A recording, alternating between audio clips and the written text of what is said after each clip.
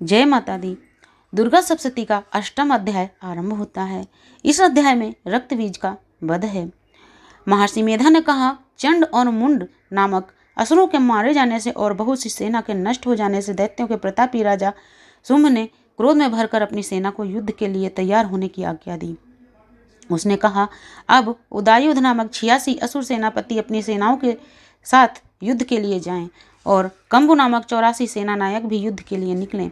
कोटिवीर नामक 50 सेनापति और धौम्रकुल नाम के 100 सेनापति सेना सहित प्रस्थान करें। कालक, दोहर्द, मौर्य और कालके ये दैत्य भी मेरी आज्ञा से तैयार होकर युद्ध के लिए कूच करें। भयानक शासन करने वाला असुरों का राजा शुंभ इस प्रकार आज्ञा देकर बहुत बड़ी सेना के साथ युद्ध के लिए चला। उसकी भयंकर सेना को अपनी ओर आता हुआ देखकर देवी चंडिका ने अपने धनुष की टंकार से पृथ्वी और आकाश के बीच का भाग गुंजा दिया। हे राजन, इसके पश्चात देवी के सिंह ने भी जोर जोर से दहाड़ना आरंभ कर दिया और अंबिका के घंटे के शब्दों ने उस ध्वनि को और भयंकर बना दिया। धनुष की टंकार, सिंह की दहाड़ और घंटे के शब्द से सारी दिशाएं गूंज उठी। इसके साथ ही देवी ने अपने मुख को और भी भयानक बना लिया। ऐसे भयंकर शब्द को सुनकर असुर सेना ने देवी तथा सिंह को चारों ओर से घेर लिया। हे राजन, उस समय दैत्यों के विनाश के लिए और देवताओं के अभ्युदय के लिए ब्रह्मा, शिव, कार्तिकेय, विष्णु तथा इंद्र आदि देवों की शक्तियां जो अत्यंत पराक्रम और बल से संपन्न थी, उनके शरीर से निकलकर उसी रूप में चंडिका देवी के पास आईं। जिस देवता का जैसा स्वरूप था वैसी ही वेशभूषा थी और वैसा ही वाहन था, वैसे ही रूप, वेशभूषा और वाहन से संपन्न होकर उन देवताओं की शक्तियां दैत्यों से युद्ध करने के लिए आईं। सर्वप्रथम हंस युक्त विमान पर बैठकर और रुद्राक्ष की माला तथा कमंडल धारण करके ब्रह्मा जी की शक्ति ब्रह्माणी आई। फिर वृषभ पर सवार होकर हाथ में त्रिशूल लेकर महानाग का कंकड़ पहनकर और मस्तक में चंद्र रेखा से भूषित होकर भगवान शिव की शक्ति माहेश्वरी आई। मोर पर आरूढ़ होकर और हाथों में शक्ति लिए हुए दैत्यों से युद्ध करने के लिए कार्तिकेय जी की शक्ति स्वरूपा जगदम्बिका उन्हीं का रूप धारण करके आई। इसी प्रकार भगवान विष्णु की शक्ति गरुड़ पर सवार होकर शंख, चक्र, सारंग, धनुष, गदा तथा खड्ग हाथ में लिए हुए आई। श्री हरि की शक्ति वाराह का शरीर धारण करके आई और नरसिंह के समान शरीर धारण करके उनकी शक्ति नारसिंही भी आई। उनकी गर्दन के बालों के झटकों से आकाश के तारे टूटे पड़ते थे। इसी प्रकार देवराज इंद्र की शक्ति इंद्री भी हाथ में वज्र लेकर और ऐरावत के ऊपर सवार होकर आई। उनके भी सहस्त्र नेत्र थे। इसके पश्चात इन देव शक्तियों से घिरे हुए भगवान महादेव ने चंडिका से कहा, मेरी प्रसन्नता के लिए तुम शीघ्र ही इन असुरों को मार दो। फिर देवी के शरीर में से एक अत्यंत भयानक रूप वाली और सैकड़ों गीदड़ियों के समान आवाज करने वाली चंडिका शक्ति प्रकट हुई। उस अपराजिता देवी ने धूमिल जटा वाले भगवान महादेव जी से कहा, हे प्रभु, आप मेरी ओर से दूत बनकर शुंभ और निशुंभ के पास जाइए और उन अत्यंत गर्वीले असुरों से कहिए तथा उनके अतिरिक्त और जो भी असुर वहां पर युद्ध के लिए उपस्थित हो उन सभी से कहिए, हे दैत्यों, यदि तुम जीवित रहना चाहते हो तो त्रिलोक का राज्य इंद्र को सौंप दो। देवताओं को उनके यज्ञ का भाग मिलना आरंभ हो जाए और तुम पाताल को लौट जाओ। किंतु यदि बल के अहंकार में आकर, घमंड में आकर तुम लड़ने की इच्छा रखते हो तो फिर आ जाओ, तुम्हारे मांस से मेरी ये योगिनियां तृप्त होंगी।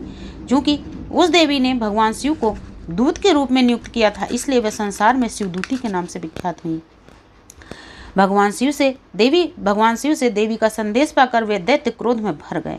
जिस स्थान पर देवी विराजमान थी वहां पहुंचकर उन पर बाणों, शक्तियों आदि की वर्षा करने लगे। देवी ने उनके फेंके हुए बाणों, शक्तियों, त्रिशूल और फरसों को अपने बाणों से काट डाला और काली देवी उस देवी के आगे खड़ी होकर शत्रुओं को त्रिशूल के प्रहार से विदीर्ण करने लगी और खडवांग से कुचलने लगी। ब्रह्माणी जिस ओर दौड़ती थी उसी ओर अपना कमंडल का जल छिड़ककर दैत्यों के ओज और बल को नष्ट कर देती थी। इसी प्रकार माहेश्वरी त्रिशूल से, वैष्णवी चक्र से और अत्यंत कोप वाली कौमारी शक्ति द्वारा असुरों को मार रही थी। ऐन्द्री के वज्र के प्रहार से सैकड़ों दैत्य रक्त की धारा बहाते हुए पृथ्वी पर सो गए। बाराही ने कई राक्षसों को अपने थूथुन द्वारा मृत्यु के घाट उतार दिया। दाढ़ों के अग्रभाग से कई राक्षसों की छाती को चीर डाला और चक्र की चोट से कितनों को ही विदीर्ण करके धरती पर सुला दिया। बड़े बड़े दैत्यों को नारसिंह ही अपने नखों से विदीर्ण करके भक्षण कर रही थी और सिंहनाद से 10 दिशाओं को गुंजाती हुई रणभूमि में विचर रही थी। शिवदूती के प्रचंड अट्टहास से कितने ही असुर भयभीत होकर पृथ्वी पर गिर पड़े और उनके गिरते ही उसने उन्हें अपना ग्रास बना लिया। इस तरह क्रोध में भरे हुए मात्र गणों द्वारा नाना प्रकार के उपायों से बड़े दैत्यों को मरते हुए देखकर असुर सेना भाग खड़ी हुई और उस सेना को इस प्रकार भागता हुआ देखकर रक्तबीज नामक महापराक्रमी दैत्य क्रोध में भरकर युद्ध के लिए आगे आया। उसके शरीर से रक्त की बूंदें जैसे ही पृथ्वी पर गिरती थी, तुरंत वैसे ही शरीर वाला तथा वैसा ही शक्तिशाली दैत्य पृथ्वी पर उत्पन्न हो जाता था। रक्तबीज गदा हाथ में लेकर इंद्री के साथ युद्ध करने लगा। जब इंद्री शक्ति ने अपने वज्र से उस पर प्रहार किया तो घायल होने के कारण उसके शरीर से बहुत सारा रक्त बहने लगा और उसकी प्रत्येक बूंद से उसी के समान रूप वाले तथा बलशाली अनेकों दैत्य भयंकर रूप से वहां पर प्रकट हो गए। वे सभी दैत्य रक्तबीज के समान ही बलवान और तेज वाले थे। रक्त से उत्पन्न हुए वे दैत्य भी भयंकर अस्त्र शस्त्र हाथ में लेकर देवियों के साथ लड़ने लगे। फिर जब ऐन्द्री के वज्र के प्रहार से उसके मस्तक पर चोट लगी और रक्त बहने लगा तो उससे भी हजारों पुरुष उत्पन्न हो गए। वैष्णवी ने चक्र से और ऐन्द्री ने गदा से रक्तबीज पर प्रहार किया। वैष्णवी के चक्र से घायल होने पर उसके शरीर का जो रक्त बहा उससे हजारों महादैत्य उत्पन्न हुए, जिनके द्वारा संपूर्ण जगत व्याप्त हो गया। कौमारी ने शक्ति से, वाराही ने खड्ग से और माहेश्वरी ने त्रिशूल से उसे घायल कर दिया। इस प्रकार क्रोध में भरकर उस महादैत्य ने सभी मात्र शक्तियों पर पृथक पृथक गदा से प्रहार किया और माताओं ने शक्ति तथा शूल इत्यादि से उसको जो बार बार घायल किया, उससे रक्त की धारा पृथ्वी पर गिरने से सैकड़ों असुर उत्पन्न हो गए। इस प्रकार उस रक्त बीज के रक्त से उत्पन्न हुए उन दैत्यों से संपूर्ण जगत व्याप्त हो गया, जिससे देवता भयभीत हो गए। देवताओं को भयभीत देखकर चंडिका ने काली से कहा, हे चामुंडे, तुम अपने मुख को और फैलाओ तथा मेरे शस्त्रघात से उत्पन्न हुए रक्त बिंदुओं और रक्त बिंदुओं से उत्पन्न हुए महादैत्यों को अपने इस उतावले मुख से तुम भक्षण करती जाओ। इस प्रकार रक्त बिंदुओं से उत्पन्न हुए महादैत्यों का भक्षण करती हुई तुम रणभूमि में विचरो। इस प्रकार रक्त क्षीण होने के कारण यह दैत्य स्वयं ही नष्ट हो जाएगा और तुम्हारे भक्षण करने के कारण अन्य दैत्य नहीं हो पाएंगे। काली से इस प्रकार कहकर चंडिका देवी ने रक्त बीज पर अपने त्रिशूल से प्रहार किया और काली ने अपने मुख में उसका रक्त ले लिया। तब उसने गदा से चंडिका पर आघात किया। आघात से चंडिका को तनिक भी कष्ट नहीं हुआ। रक्त बीज के घायल शरीर से बहुत सारा रक्त बहने लगा। उस रक्त के गिरने के कारण साथ ही काली ने उसको अपने मुख में ले लिया।